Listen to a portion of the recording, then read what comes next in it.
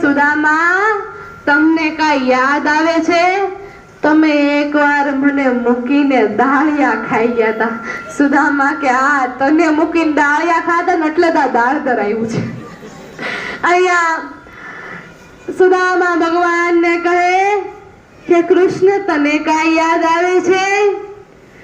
ગુરુદેવ પાઠ લખવા આપણને આપતા ને ત્યારે પાઠ હું લખતો અને ચોરીને તું લઈ જાતો, અને જ્યારે પાઠ બતાવવાના હોય ત્યારે તું ગુરુદેવને પાઠ બતાવે અને ગુરુદેવ તને શાબાશી આપે, મારે માર ખાવાનો રહેતો, ઠપકો પડતો.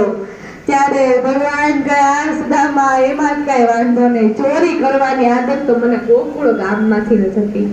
અહીંયા બંને મિત્રો બાળપણની યાદોને તાજી કરે છે, સંભાળે છે.